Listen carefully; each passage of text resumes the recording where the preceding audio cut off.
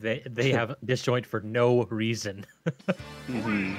Here we go, starting on Battlefield. Very small stage, so I agree with this for GG.George. Even though it's a pretty good Zelda stage, it doesn't give her too much room to run away from. Yeah, I don't know about this by 17 because Bowser, in addition to having a smaller stage where you can run Zelda down a lot easier, you have the top platform for side B. So you can kill ridiculously early if you get like a good read there with the side B. But already 114% by GG.George and the jump read by 17. 17 is just all over GG.George right now. I mean, like we were saying earlier before the match started, there's not much Bowser can do when he just keeps on getting clipped by everything. Like, this man is going aggressive with Zelda against Bowser. We were talking about 17 trying to keep GG.George out. That isn't happening because he is going in and not stopping. That lightning kick was so far away, yet it's still sweet spotted and killed Bowser before 100%.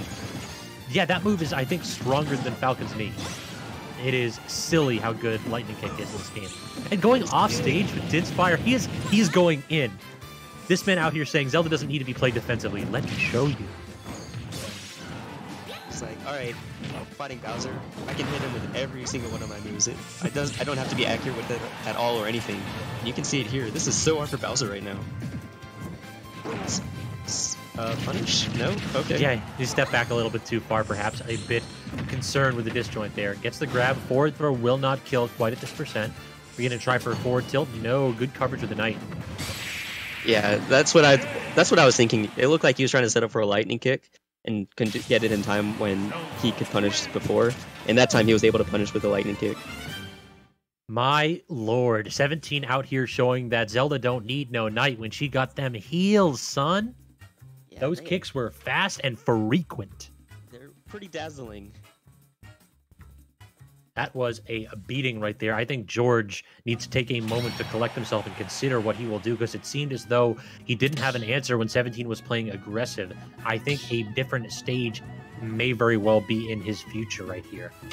I don't even know if another stage would help, because the Battlefield gives him platforms to maneuver around a little bit around the knights and Zelda's hitboxes. I feel like a long flat stage would make it even harder for Bowser to maneuver. I can see that, but perhaps something like Town, where at least you can pick and choose your spots and you don't have to worry about Zelda just jumping in on you with lightning kicks. Maybe try to take advantage of that aggression by getting some retreating forward airs of your own. Yeah, it looks like we're already jumping into the next match. Both players not wanting to waste any time right now. Nah, you know 17, he showed his aggression with that one. He smells blood in the water after that show in game one. And final D is the pick. This is interesting. So, no platforms for Bowser to jump around the knight. It looks like he already got the first hit. Not too bad for GG.George. Shields the knight. That's his opportunity to get in, but doesn't get anything off of it. Yeah, whip punish on the grab, and look at the change in tempo here by 17. He's definitely backing off a lot more in game two. Did you see that? Zelda's jab was enough to stun Bowser through his tough guy. I was surprised by that. I mean, I know Zelda's jab is really good, but I didn't expect her to be able to beat tough guy. Oh, reads the roll and takes 17 stocks so early. He even charged that. George read that man like a book right there. He got the standard get up into the roll. That wasn't even like him reading a roll get up. He was 2 steps ahead of 17. And he had the forward smash too. Stock at 2%. I mean, I don't know. Max Rage Bowser will do some crazy nonsense. For sure. It looks like GG.George is so much more comfortable on the stage. It's not even... I feel like the stage isn't helping him, really. It's just his change in playstyle right now. He's doing so much better at avoiding Zelda's traps, especially 17's aggressive traps. Well, right there was one he could not avoid as the Knight forced him to shield and allowed 17 to get the up throw kill. Now you can see 17 playing much more reserved, much more farther back. Except for that up B right onto Bowser. I don't know about that. I mean, sometimes 17 just be wild. Sometimes he just does it. Down smash missing, and now George forced to edge again. Good get-up attack. Max range there, knocking 17's edge trap attempt away, and then gets the roll in again with a forward tilt. It seems like George is playing a very reactable playstyle right now, and he's kind of allowing 17 to give him the opportunities to get the stocks. Yeah, George is playing so aggressive right now, not giving 17 any room to breathe, even if 17 tried to play defensive. Jumping over the down smash, using the Bowser Bomb to get back to edge. Knight forces shield, but no response by 17. 2 forward airs. Yeah, that is like, did you know that Bowser's forward air just about outranges Lucina? Like, that move is good. Are you dead? You're dead! I think 17 could have made it back because you can jump out of it and then up B, and Zelda's up B travels very far, but it looks like he didn't even try for some reason. Yeah, I think he actually short hopped. It looked to me as though he got the release and then he jumped up a little bit, but it didn't look like he was up high enough. So either he didn't react in time or didn't realize that he could jump out and just buffered a short hop. But either way, good stuff to George, making the crazy adaptation from game 1. And now we're onto a game 3. Yeah, I mean, after that 3-stock game 1, I did not think that George was going to make that big of a change, but props to him for showing that he is not out of this whatsoever and putting 17 on notice on game 3. Yeah, 17, I feel like he needs to play much more safe and much more farther back because George was just all over him that second game.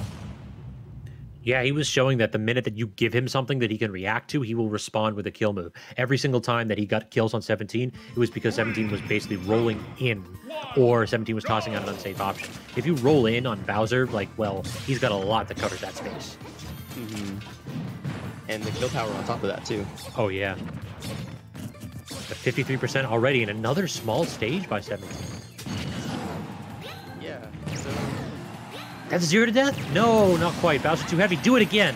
Got him. So he had many chances to get or to avoid that Din's Fire, but just wasn't able to get around it. Yeah, I think neutral air dodge was the answer to either of those. A lot of people like to do the directional air dodge because it gives you a little bit more of a momentum boost, but against things like Din's Fire that only has a few frames where they're active, the neutral's definitely the way to go. 17 doing such a good job of keeping George at bay right now with these Knights, but jumps in too much, almost gets a reversal, and he keeps on catching George out of these jumps off stage. George just being a little bit too jump heavy right now. Yeah, and I mean, Din's Fire is a reactable projectile, so you do not need to commit to get around it. All right, forward air will go ahead and muscle through the Knight. A second forward air takes a stock. George not quite out of this one yet. He has some work to do, though.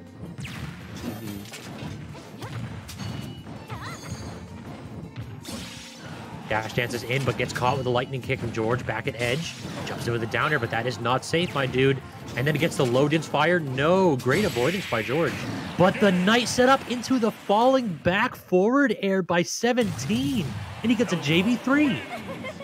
Yeah, so 17 figured out what he was doing wrong the second game and says, all right, he's throwing out a bunch of moves. I'm just going to play defensive right now because that's how my character's designed to play.